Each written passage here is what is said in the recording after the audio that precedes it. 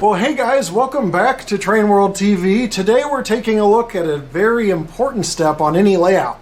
A matter of fact, it's where most of us get our start with exposure to real trains.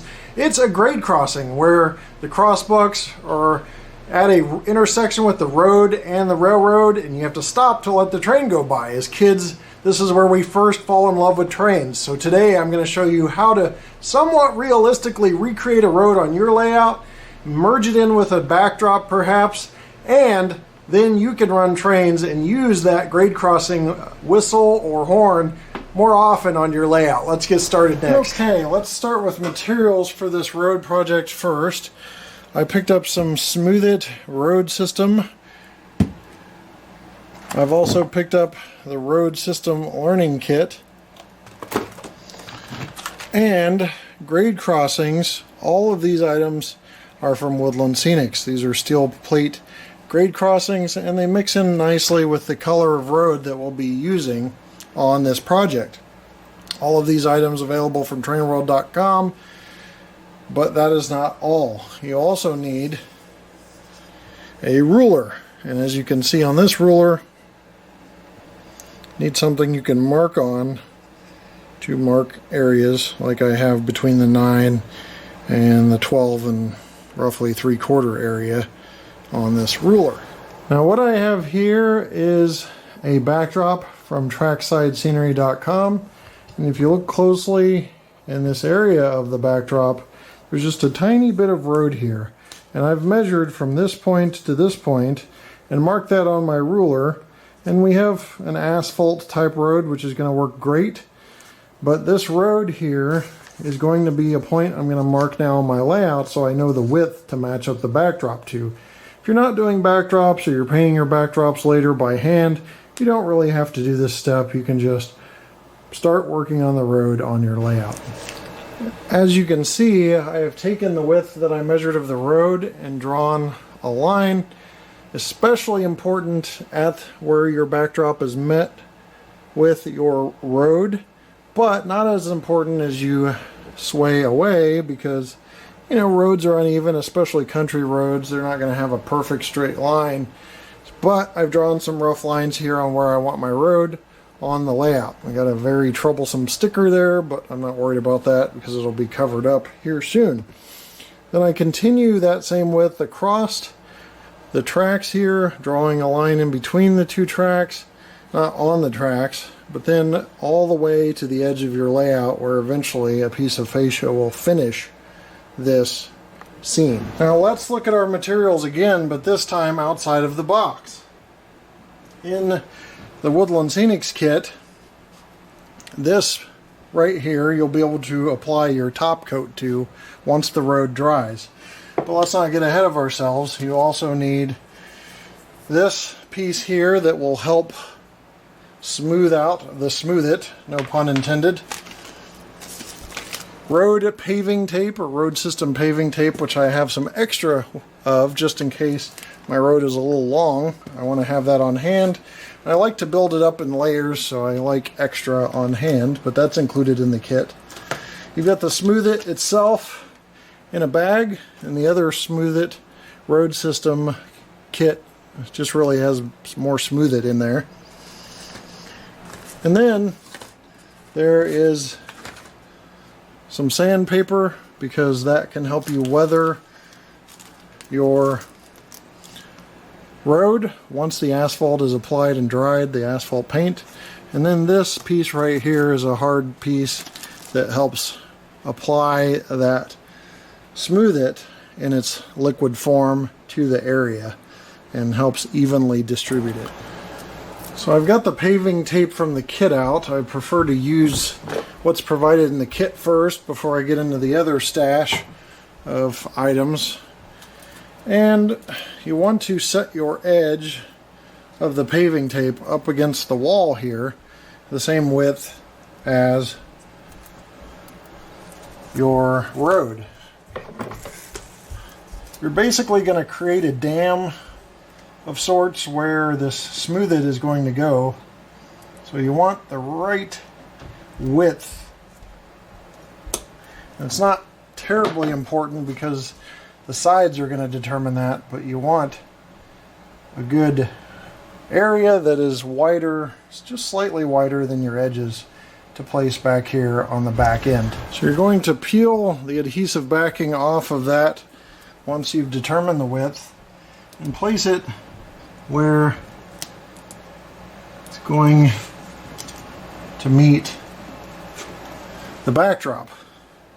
Now I've got one layer that's going to be the thinnest layer, and now I'm going to build them up stair step up to the grade crossing. Now my next step is laying a piece of tape that I cut almost to length, just a little bit longer, and running that along. Now you can see that that's not even, and that's by design. I could run a straight line, use a straight edge to do so, but roads are realistically deviating, I should say, deviant on country roads especially.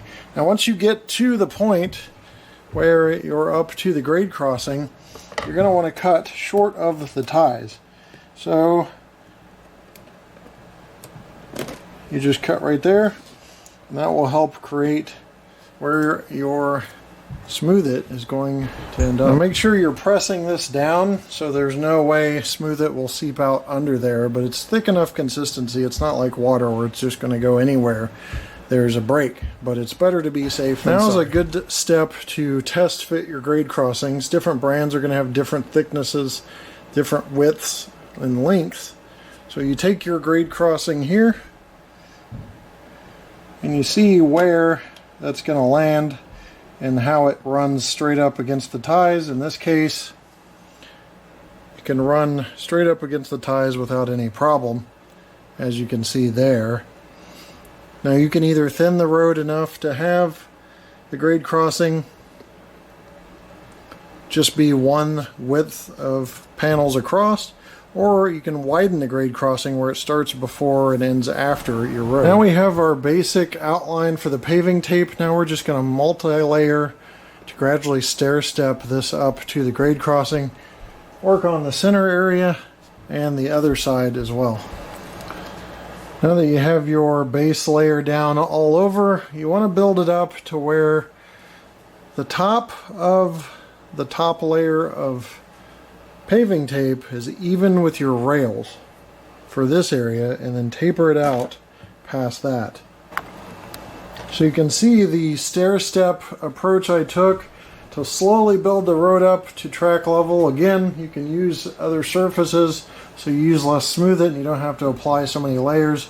There's 4 layers total here to build this road up to track level, and you know, you may need to go back and add a 5th layer even, but that should get us pretty close to being able to have a smooth grade crossing. Okay, this is a pretty time intensive step, but I've stair-stepped this other side.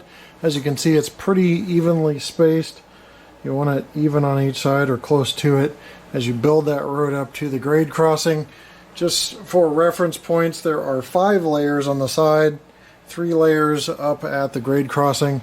It's better to be up over and have a dip down to your grade crossing plates than have a really short lower road where it looks like it's a mountain to climb for those HO scale vehicles to get over the grade crossing. Now this tape does tend to want to come up occasionally, and it's not pretty. As you can see, I've got it overlapped in some areas to hold it down. I've even got it pinned in this area that just kept wanting to come up. But the main thing is to make sure that you're creating a dam effect, because that Smooth It's going to go on the inside. So you want to focus in on that inside area and make sure that's what you want your road to look like before you start with the Smooth It, which is the next step. To make things a little easier, I've picked up this Woodland Scenics plaster mixing set. It's not very expensive and it's very handy. I'll show you how we mix this up later. Now the great thing about this Woodland Scenics item is it's hard to see, but inside you can see they have ounces measured on one side and milliliters on the other. Now when you look at the Smooth It mixture, it's 2 cups of Smooth It to 1 cup of water. So me being a bona fide cold-blooded American guy, I had no idea what the equation was, but I looked and it's 8 ounces of 8 ounces per cup. So that's pretty easy. I can fill up to 16 ounces of the Smooth It here, and then do basically 8 ounces of water, and that'll be the correct mixture. Now, I did say I would use the kit first, which is the Road System Learning Kit. So I'm going to go ahead and pour the contents in. This is 8 ounces, which means I will be using 4 ounces of water.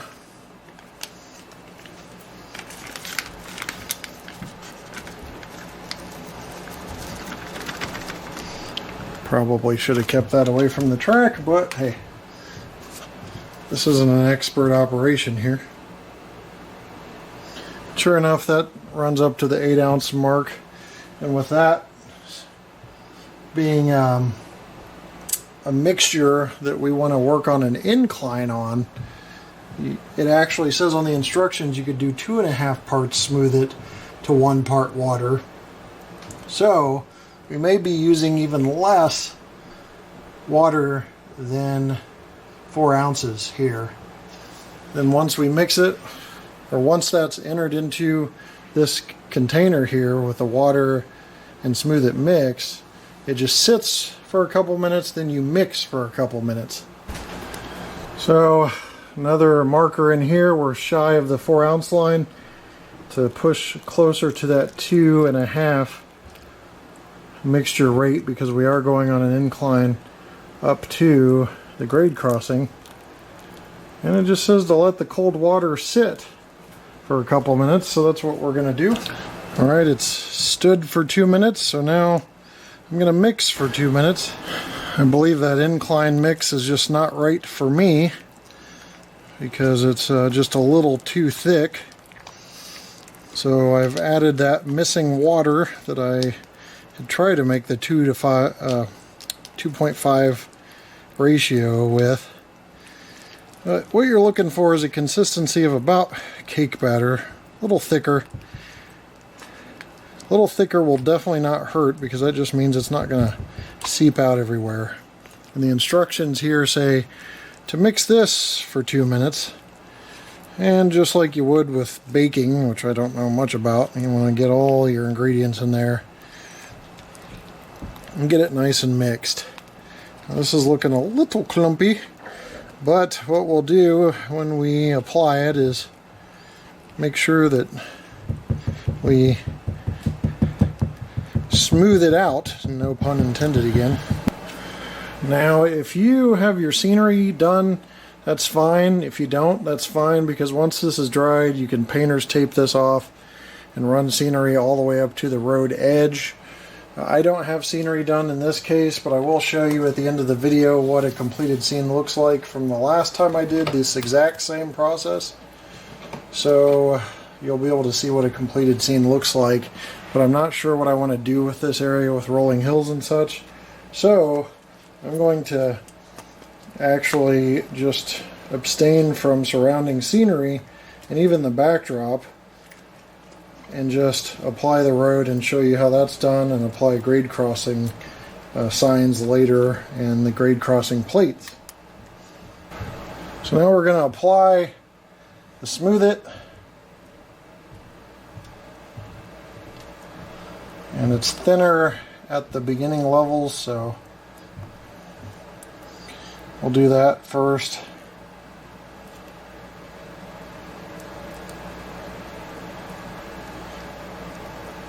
Still not crazy about this mixture.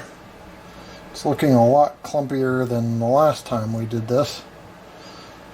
Don't worry about the edges too much. You can clean those up,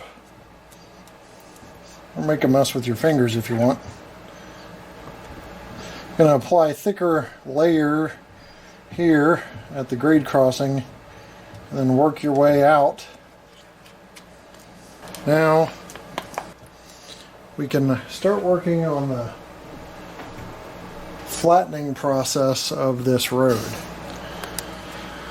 So you take this hard piece of material here and you start working it down to flatten this road and get this road to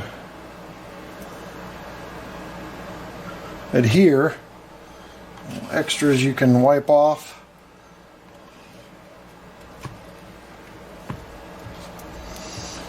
This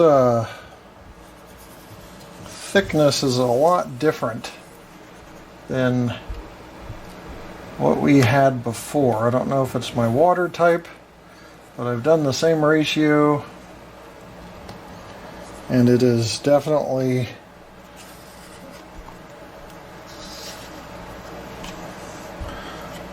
a little more clumpy. There's little clumps in here, but we'll get those worked out or sanded down if we must.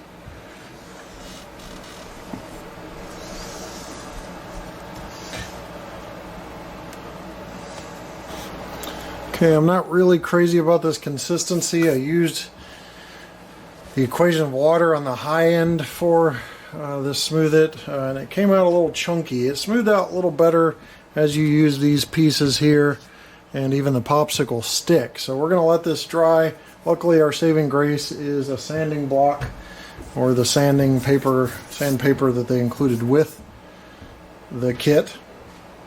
So we will smooth all that out, and then if it's not perfectly smooth, neither are roads. There's pits and roads, but we will make a nice recovery. So, you know, really soft water could have done that, because we do have really soft water here. We had soft water and then we installed a water softener on top of that. Anything could cause this mix to be a little chunky.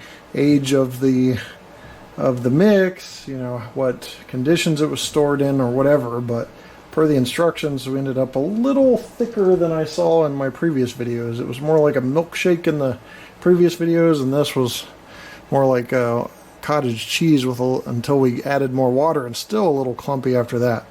But we've met our goal by getting this pavement area in all the insides of this paving tape, and then we'll let it dry for 24 hours, come back, pull it up, and start sanding it down. Well, 24 hours has passed, so we can go ahead and remove a lot of this tape that's protecting these areas here. And as I mentioned previously, there is a... well, that whole thing just popped up there. But as I mentioned previously, this was not very smooth, so we're going to sand this down as well. So let me go ahead and remove the tape from the edges. Now we have our road edges, as you can see there. I'll remove the rest of this off camera. Now we're just going to clean up our mess here.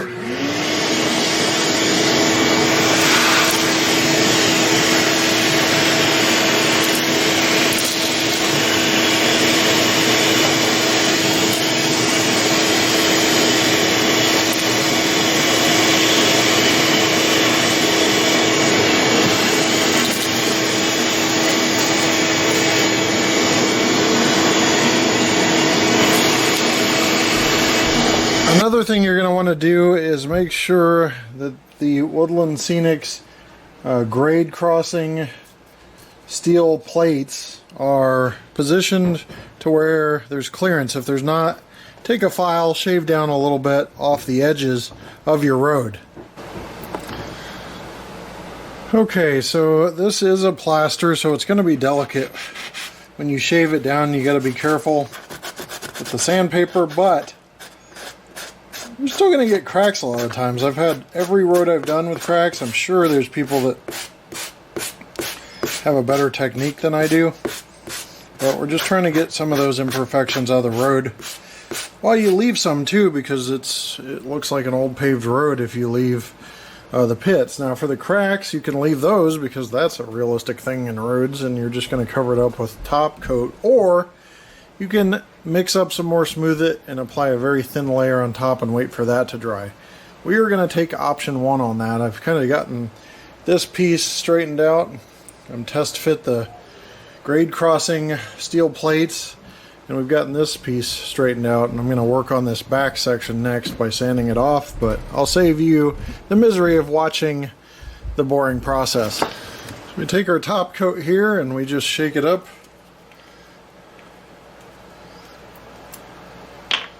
This has got a lid on here. It's got to be peeled. And this is paint, so kind of want to take caution to that. Take your foam brush, which fits inside pretty well. We start applying.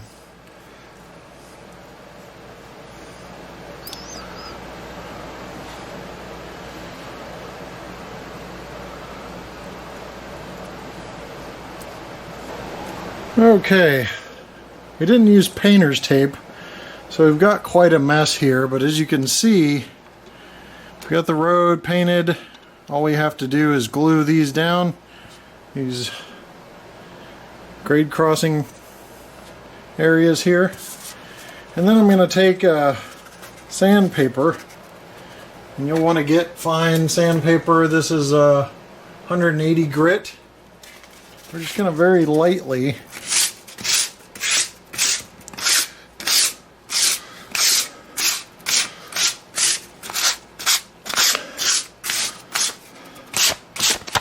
scrape up the roads, and that gives it a weathered effect. If you're OCD like me, you may be zooming in on how messy that top coat has gotten off of the road. But as you can see, we've made like a weathered effect on the road. And you can also take Sharpies and make little patches. So I can draw a square here. That'll make a little road patch. You can do different things like that to really bring up the realism on your road. So what's going to happen off camera, and we've already covered it in another video, so I'm not going to cover it here. I'll just show you the finished product here in a minute, but we'll add scenery and terrain around here. At that point, we will tape off the road with painter's tape and make sure you have a clean edge going up to the road so it doesn't look like this. You can finish off with a few different things. There are many different companies that make grade crossing, crossbucks, or just signs like this for private railroad crossing. There's also companies like this is Highways and Byways that makes graphics for the road, decals that you can put on, or on TrainWorld.com you can even pick up Woodland Scenics graphics for roads and such. And I'm going to show you the finished product, and we'll do a little run by on a previous road that I did, because we've got this entire layout under construction.